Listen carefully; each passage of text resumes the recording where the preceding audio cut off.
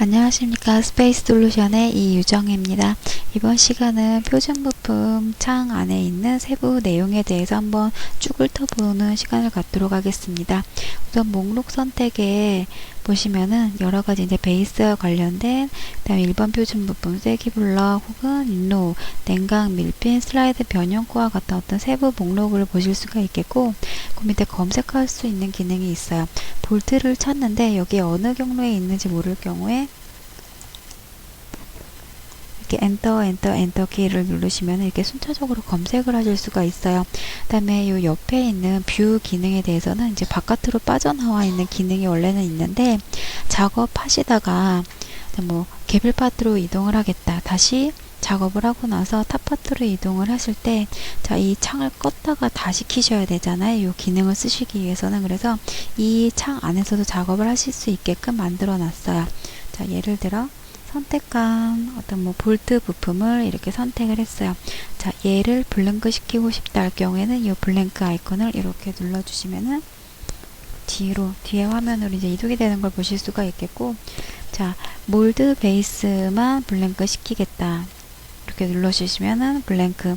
자, 하층만 남기겠다, 상층만 남기겠다, 이렇게 보실 수가 있어요. 그 다음에 블랭크 레이아웃 파트라는 거는 이제 여러분들이 인로우와 쐐기블럭, 그 다음에 코어 사이즈 결정해주는 이 기능에 대해서 어떤 동영상을 보셨다면은 몰드 데이터는 이제 뭔지 아실 거예요. 그래서 컨트롤 쉬프트 U 한 상태에서 보시면 이 노란색 어떤 박스, 어떤 각각의 냉각과 인로우 부품 위치 결정을 해주는 몰드 데이터이라는 그 부품에 대해서 이렇게 블랭크 시켜서 어떤 좀 이 안에 세부상의 어떤 포인트를 좀 더 쉽게 선택할 수 있게끔 블랭크 시키는 기능, 그 다음에 코어 쪽에 대해서 블랭크 시킬 수 있는 기능이 있어요.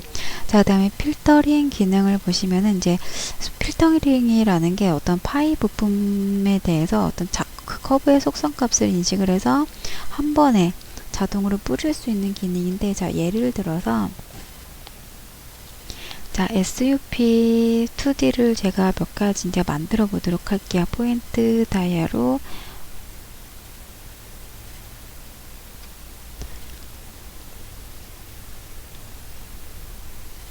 자, 현재 이 커브는 SUP라는 속성값이 이제 들어가 있겠죠. 팀몰드에서 이제 제공하는 커브이기 때문에.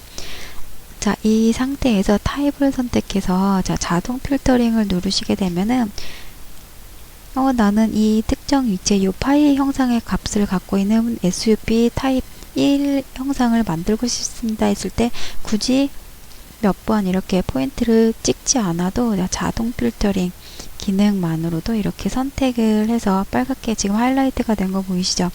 OK 해서 그 위치에 맞게끔, 사이즈에 맞게끔 조절을 해서 삽입을 하실 수가 있는 거예요. 자, 이게 이제 자동 필터링 기능이 되겠고,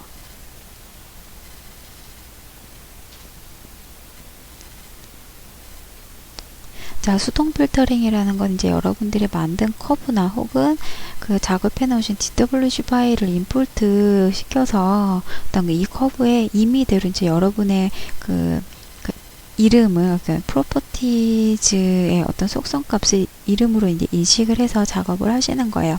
자, 여기 보시면은 제가 커브를 일반적인 그냥 아무 위치에다가 50짜리 파이 커브를 만들었어요. 자, 근데 만들어 놓은 이 커브를 이용을 해서 SUP를 만들고 싶다 할 경우에는 자, 이 객체 선택해서 마우스 우측 버튼을 누르시거나 에디트 프로퍼티즈를 들어가셔서 여기다가 제너럴에 이름을 부여를 해주세요. 근데 만약에 이 이름을 입력을 해서 이 자동 필터링 했다 작업을 했었던 것처럼 똑같이 적용을 하시고 싶다 할 경우에는 자, 제어판에 들어가 보시면은 C3 몰드 버전 선택하시고 C3 몰드 안에 자, DOC 폴더라는 게 있어요. 그 안에 2D 네임이라는 엑셀 파일을 열어 보시면은 각각의 해당하는 각각의 부품 명이 있죠. 이 이름을 그대로 적용을 해서 자, SUP 같은 경우에는 현재 SPR로 돼 있죠.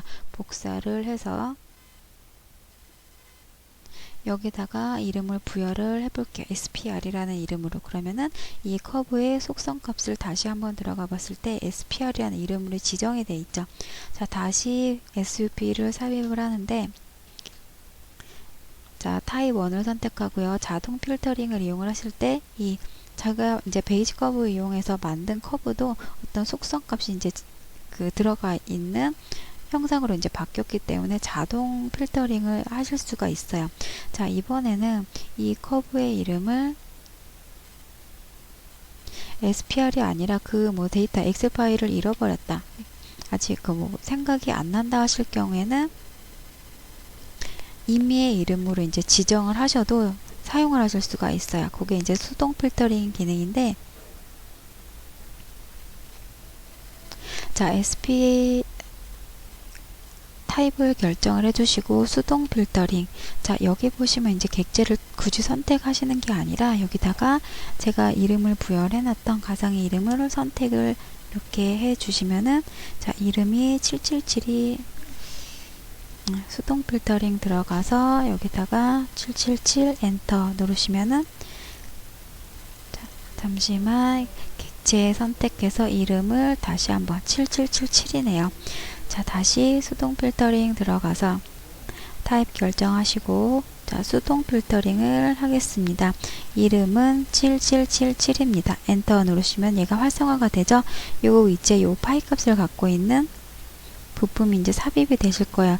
단 어떤 경우에는 존재하지 않는 아크입니다 라는 메시지가 뜨는 경우가 있을 거예요. 그때는 이제, 왜냐면 여기 안에 어떤 정치수가 이제 들어가 있는 부품의 인덱스가 있는데, 이 안에 해당하는 파이 값이 아닐 경우에는 그런 메시지가 뜨실 거예요. 그래서 여러분들이 여기다가 새롭게 하나를, 요 인덱스 만드는 기능 있죠? 여기다가 입력을 새롭게 추가를 해 놓으시면은 적용을 하실 수가 있어요. 요게 이제 필터링 기능이 되겠고, 그 다음에 해당 부품 BOM 편집이라는 거는 우리 팀홀드 시작하시기 전에 업체 환경을 선택을 하시잖아요. 요게 지금 제어한 상태에서, 자, 업체 BOM 환경이라는 게 뭐였어요? C3 몰드 안에 BOM, 즉 C 언더바 업체 안에 들어있는, 예를 들어 자, C 언더바 제너럴을 한번 보도록 할게요. 이 안에 ENV 폴더 안에, 자, C3M BOM 언더바 커스터머 엑셀 파일이 있어요. 이 엑셀 파일을 잠깐 열어보면은,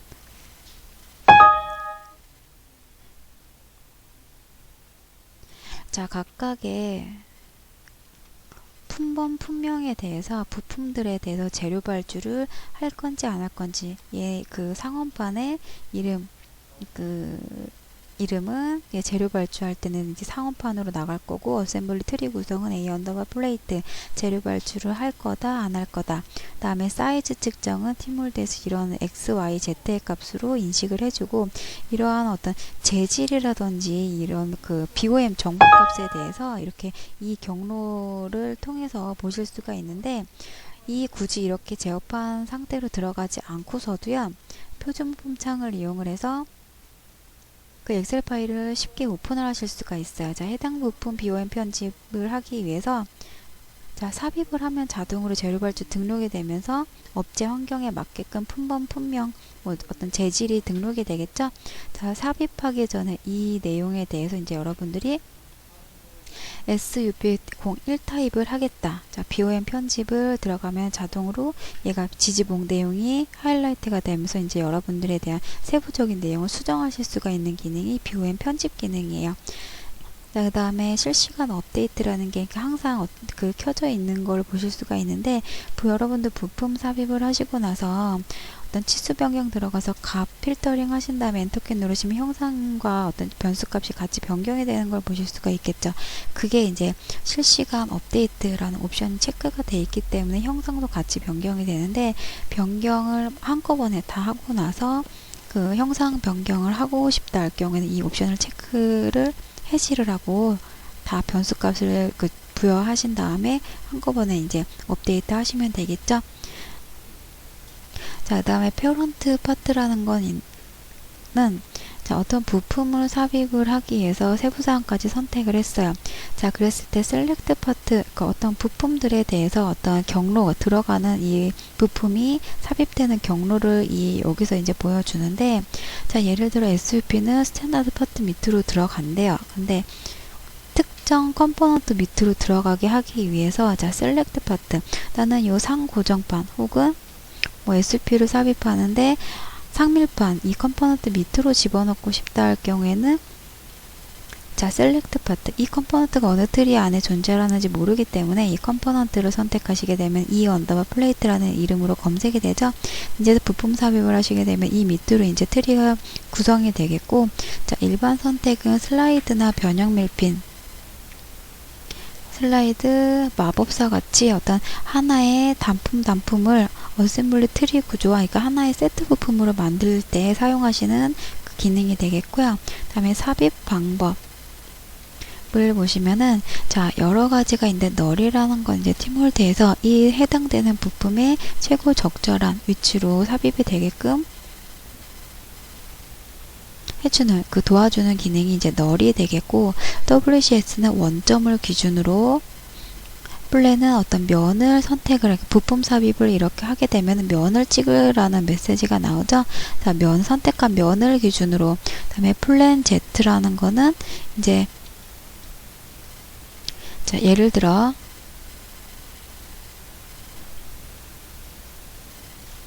자, 제가 전 시간에 한번 보여드린 것 같은데, 자, 만약에 이러한 경사면에 볼트를 체결해야 된다 할 경우에, 자, 그냥 플랜으로 찍게 되면은, 자, 슬라이드, 일반 표준말 육각 볼트로 이제 이 형상부와 슬라이드 메인을 이렇게 결합을 하고 싶어요. 체결을 할 때 면을 선택하고, 일단은 M 사이즈 결정하고, 자, 부품 삽입을 했을 때 면을 찍게 되면은, 자, 선택한 면의 수직 방향으로, 직각 방향으로 어떤 그 원점이 맞춰져요. 그래서 방향이 이제 볼트가 이제 9배가 들어가 있는 방향으로 바뀌는데, 이렇게 되면 안 되겠죠. 좀 로테이트 해야 되는 어떤 번거로움이 있어서, 이런 경우에는 플랜 Z라는 값을 이용을 해서 부품 삽입을 하게 되면은, 자, 기준면을 이렇게 찍는다 하더라도 현재 요 파트 파일 상태의 원점 절대축 방향으로만 얘가 인식을 해요. 어떤 뭐 구배가 지어 있다 하더라도. 그래서 XC 방향으로 일단은 맞춰 놓고 요 위치에다가 볼트를 삽입을 하시게 되면은, 자, 이렇게 삽입이 되는 걸 보실 수가 있겠죠. 이제 뭐 얘는 이제 회전을 이용을 해서, 자, XC 방향으로, 그리고 Y축 방향으로 되겠죠. 자, 이렇게 해서, 자, T값 같은 거, 볼트일 경우에는 T값을 좀 여유 있게, T값을 5로 해서 어떤 카운터 형상을 이렇게 파버리는 형상으로 이제 만들어서 HA 값 조절해서 이제 볼트 삽입을 해주시면 되겠죠.